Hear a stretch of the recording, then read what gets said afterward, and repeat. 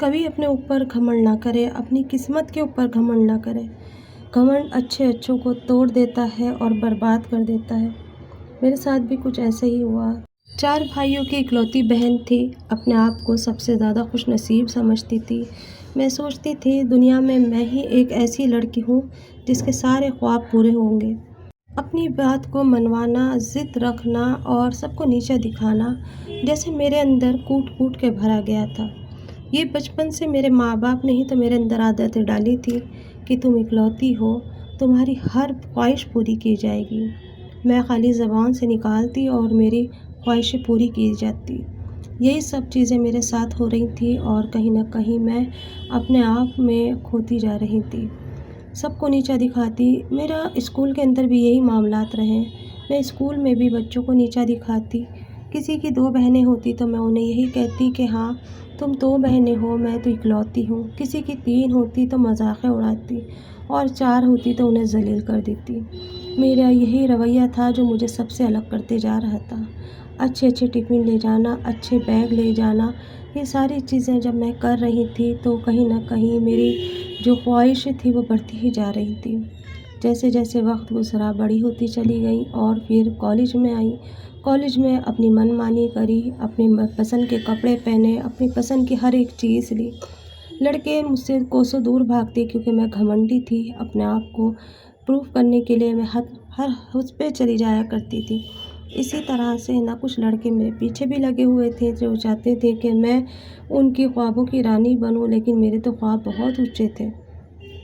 खैर, वक्त गुजरा और उसके साथ साथ हम सब बड़े हो गए और अब हमारे रिश्ते नातों की बातें चलने लगी।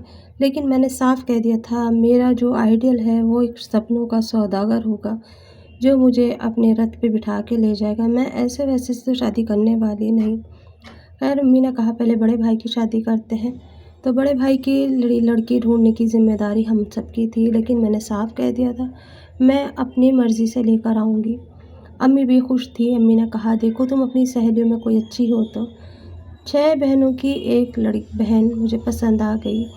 वो 5वें नंबर की थी और मेरी सहेली की बहन थी। मैंने कहा कि अम्मी ये लड़की अच्छी है, हमसे नीचे होने चाहिए, ऊंचे नहीं होने चाहिए ताकि हम इन्हें दबा के रख सकें। इस तरह से हम उसको ब्याह कर ले आए।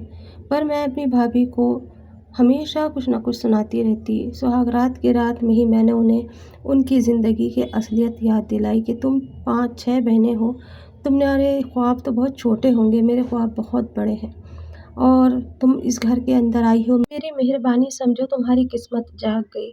इस तरह से मैं छोटी छोटी बातों पे अपनी भाभीयों को जलील कराती और उन्हें अपनी दोस्तों के सामने नीचा दिखाती। मेरी भाभी खामोश रहती, पूरा दिन घर का काम करती, लेकिन मैं भाई से एक वक्त भी ऐसा नहीं होने देती जो उन्हें अकेले रहने दूँ या कोई बात ना लगाऊँ। जब तक मेरे भाई उसे 10 बात ना सुना दे मुझे सुकून ना मिले। और इस तरह से मैं अपनी भाभीयों की बद्दुआ लेने लगी। उस बड़ी भाभी के साथ में मेरा 2 साल का अरसा गुज़रा। फिर दूसरी भाभी आई, उसके साथ भी मैंने यही रवैया करा। तीसरे के साथ भी मैंने यही करा, लेकिन अपने बारे में कभी नहीं सोचा कि मेरे साथ भी यही होगा। तीसरे भाभी के आने के बाद अब मेरे रिश्ते की बात चलने लगी। अम्मी ने कहा अब मैं इसका करूँगी, साथ में छोटे वाले भाई का भी करूँगी।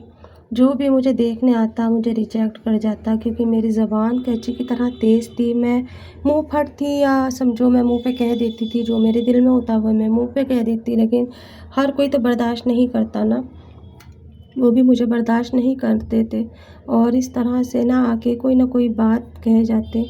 सबसे पहली बात तो ये कि मेरे जो ख्वाब थे बहुत ऊँचे थे। जो रिश्ता आता मैं उसमें कीमे-गिरी करती। लड़का अच्छा होना चाहिए, खूबसूरत होना चाहिए, साथ में पैसे वाला भी होना चाहिए। बहनें भी ना हो, भाई भी ना हो, मैं अकेली हूँ। आज के ज़माने में ऐसे रिश्ते कहाँ मिलते हैं। किसी की 2 बहनें होती तो किसी के 2 भाई होते तो मैं उन्हें उन रिश्तों को रिजेक्ट कर देती। अगर इकलौता लड़का है तो वो गरीब होता तो मेरे किस काम का, मैं उसे भी रिजेक्ट कर देती। इस तरह से बहुत सारे रिश्ते मैंने रिजेक्ट कर दिए। अब रिश्ते आने कम हो गए। भाभीयों पे मैंने अपना हंटर अभी भी ऐसे ही रख रखा था। मैं ये सोचती थी सदा माँ मेरी ऐसी ही रहेगी और मैं भाभी पे राज करती रहूँगी। अचानक एक दिन अम्मी को अटैक का झटका आया और अम्मी अल्लाह को प्यारी हो गई। अब पीछे मैं अकेली रह गई। खुलते खुलते सभी खुल जाते हैं। अब भाभीयों के मुंह थोड़े थोड़े खुलने लगे थे। भाई भी भाभीयों की बातें मानने लगे थे और अब मैं अकेली तन्हा अपना वक्त कैसे काटूं। बच्चे अपनी माँ के साथ लगे रहते और मैं अकेली अपने कमरे में रहती। मेरी सहेलियाँ आके कहती कि अभी तक तुम्हारी शादी नहीं हुई है, तुम भी अपना रिश्ता करा के घर बसाओ, सबके घर बस गए, अब तुम ही रह गई हो। मैं उसे यही कह देती कि मेरे हिसाब का भी कोई आया ही नहीं है, कोई बना ही नहीं है। कहते कहते वक्त गुज़रता गया और साल साल गुज़रते चले जा रहे थे और मैं इंतज़ार कर रही थी। अब रिश्ते आने भी बंद हो गए थे। लोग मुझसे कतराने लगे थे और जिनके रिश्ते आते तो वो सीधा एक ही बात कह जाती कि ना तो ये इसकी शक्ल सूरत अब अच्छी है और ना ही भाई इसका अखलाक अच्छा है, इसे अपने घर ले जाके कौन अपनी सिरदर्दी बनाएगा। ये बात जब मैं सुन रही थी ना तो मेरे दिल पे एक चोट सी लग रही थी कि आखिरकार मेरे अंदर कहाँ कमी है। कभी अपने ऐबों को नहीं देखा, कभी अपनी ये चीज़ें नहीं देखी कि किसी के दिल की बद्दुआ भी निकलती होगी। मैंने अपनी तीनों भाभीयों की बद्दुआएँ इतनी ली कि हद से ज़्यादा। बस आज मैं अपने इन चीज़ों पे शर्मिंदा हूँ। आज ना अपना घर है, ना अपना परिवार है, भाई भाभी के साथ रहती हूँ। बड़ी भाभी के दिल में रहम है तो उसने मुझे अपने पास रख लिया, वरना दोनों भाभीयों ने मना कर दिया। कहा कि हमने इसकी माँ के साथ ज़िंदगी गुजारी, हमने देखा इसने हमें किस तरह से तड़पाया है, अपने शौहर से हमें दूर रखा है और हर बात पे हमें लड़वाया पिटवाया है। हम इसे नहीं रख सकते। बड़ी भाभी रहम दिल थी क्योंकि वो मेरी दोस्त की बहन थी और उनका मिजाज बहुत ठंडा था। मैंने उन पे भी बहुत जुल्म करे थे, लेकिन पता नहीं क्यों उनके दिल में अल्लाह ने इतना रहम दे रखा था। उन्होंने मुझे अपने पास रख लिया और फिर उसके बाद कुछ साल ऐसे ही गुजरे। एक दिन मेरी भाभी ने कहा, मैं चाहती हूँ कि तुम भी अपने घर की हो जाओ। मैं रिश्ता देख रही हूँ, अगर रिश्ता मुनासिब हुआ, तुम्हें पसंद आ गया ना तो तुम शादी कर लेना, मर्ज़ी तुम्हारी है, मैं तुम पे ज़बरदस्ती नहीं करूँगी। ना ही कभी भाभी ने मुझे कुछ कहा, ना ही मुझसे घर के काम काज कराए, ना ही मुझे ताने दिए। पता नहीं कैसा सब्र था उनके अंदर, कैसा अल्लाह ने उनको दिल दिया था कि जो खामोश होकर ज़लील होती रही।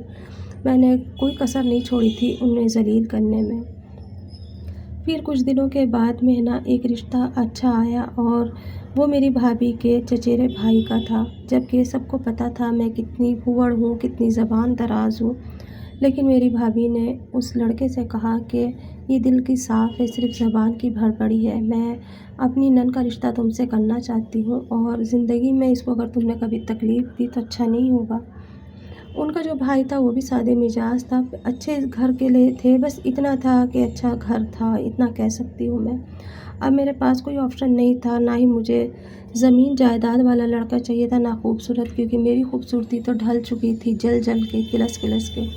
अब मेरे पास कुछ नहीं बचा था, तो बस मैंने भी कहा कि नहीं, अब ज़िंदगी को यहीं रुका देते हैं।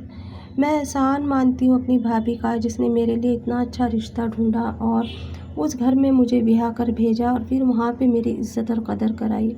कभी कोई मुझे कुछ कहता तो भाभी ढाल बन के खड़ी हो जाती और मेरा एक माँ की तरह ख़्याल रखा।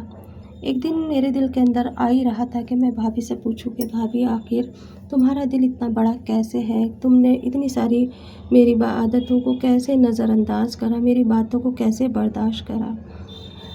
मैंने भाभी से कहा कि भाभी, मैंने तुम्हारे साथ बहुत जुल्म करे, बहुत सितम करे, दोनों भाभीयों को, तीनों को मैंने बहुत परेशान करा। दोनों ने मुझे थूक दिया, लेकिन तुमने कलेजे से लगा के रखा जैसे एक माँ रखती है अपने बच्चे से। आखिर तुम्हें मेरी बात बुरी क्यों नहीं लगी?